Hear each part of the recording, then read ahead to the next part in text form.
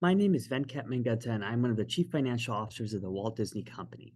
We will be describing the critical risks facing our company in the short, medium, and long term.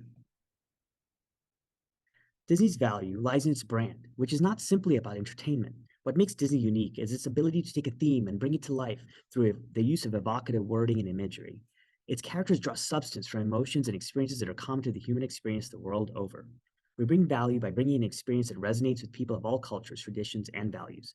Some of the ways in which we enhance customer experience and generate value are immersive experiences, maximizing pleasant experiences and minimizing the negative, training every employee to create happiness and ensure a strong customer experience, treat every customer as a VIP, and finally, we leverage technology to integrate seamlessly into the experiences of our customers.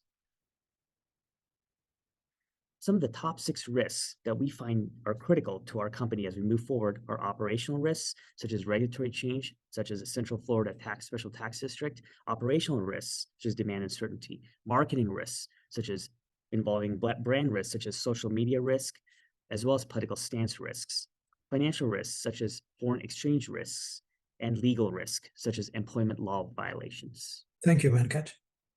A recent brand audit has revealed 3 brand risks for Disney: social media risk, ESG commitment risk, political stance risk.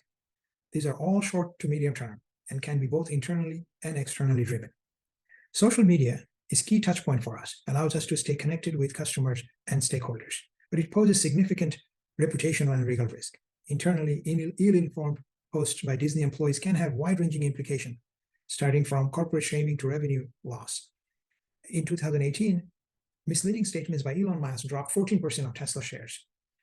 Similarly, more recently, Eli Lilly lost $15 billion of market cap due to fraudsters tweeting about free insulin. ESG is also becoming increasingly important to consumers, investors, and regulators. It poses significant reputational and legal risk.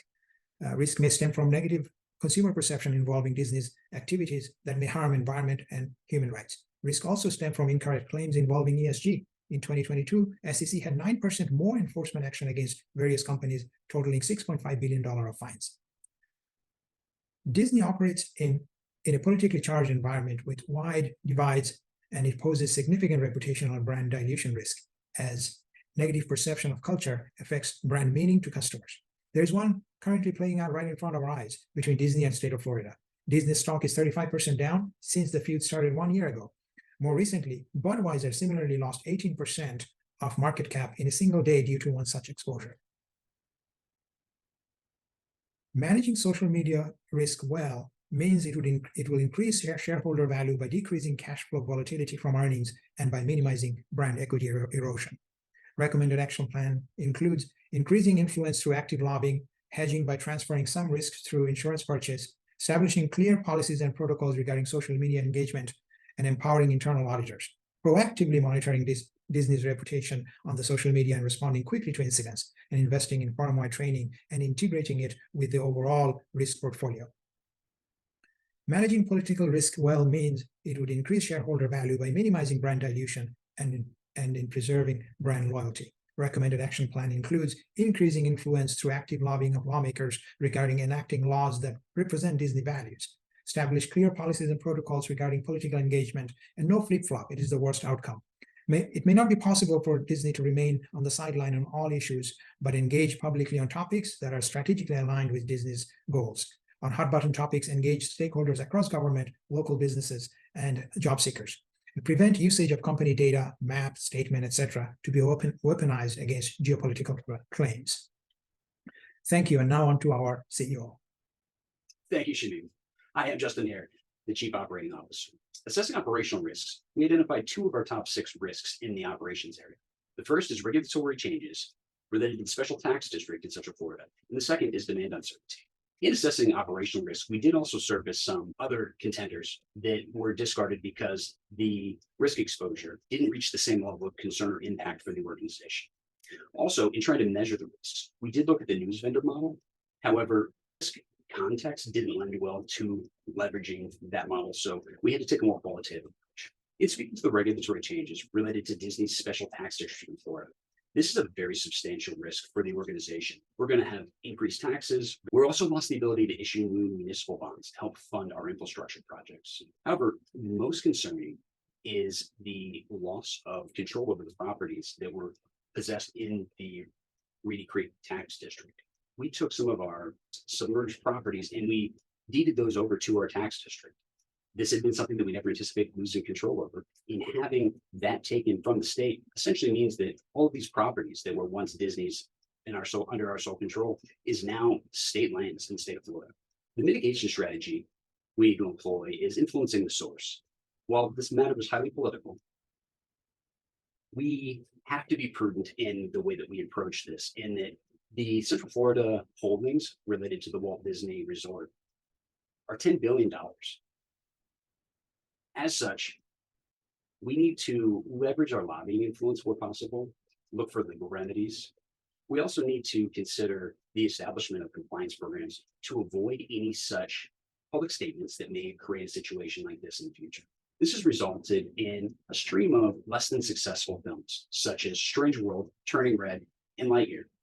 Our approach to mitigating demand uncertainties needs to be an acknowledgement of the diversity in the general public.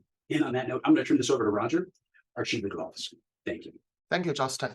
In terms of legal risk, we believe employment legal issues are most crucial due to the size and complexity of our workforce. As one of the most successful multinational enterprises, we are facing different labor regulations across the globe and exposed to many unique labor challenges.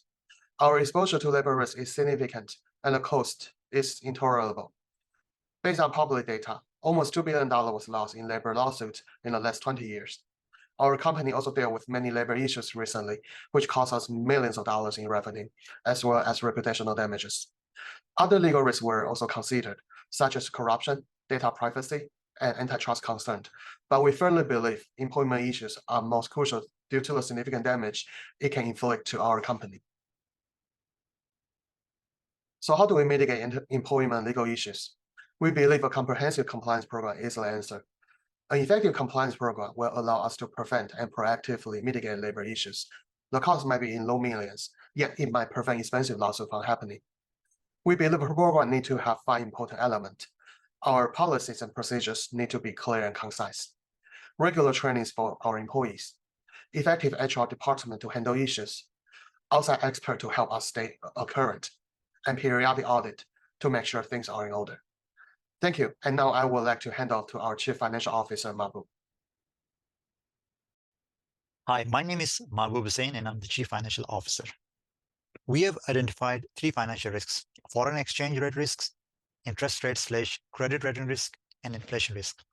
Since our business operates international, and there has been always the likeliness of fluctuation in exchange rate, also with increasing global instability, this has become a rising concern. Risk associated with the foreign exchange rate can impact our international customer. If the US dollar continues to appreciate, will make our services and product unaffordable. Also, it can adversely impact our US dollar-based revenue received from other countries. By utilizing the VAR value at risk, we estimated the maximum potential one-day loss as a $72 million in 2022, and it was $44 million in 2021. This was an assumption based on the market condition at a 95% confidence level. In 2015, our business, when we lost $143 million, when Venezuelan currency depreciated against the US dollar, has led us to manage this risk. The strategy we recommended to mitigate this risk is hedging by effectively utilizing the tool of currency swap. We recommend to maintain a hedge coverage between maximum and minimum percentage of its forecasted foreign exchange exposure for a period not more than 4 years. The benefit of hedging systematic risks are avoiding bankruptcy cost, fire sales, and streaming tax payments and cash flow. Thank you very much. I will now hand over to my colleague, the Co-Chief Financial Officer, Venkat. Thank you. In conclusion, we hope that our delineation of the 6 most critical risks facing our company will lead to focusing resources on mitigation strategies to ensure that we continue to generate and capture value. Thank you.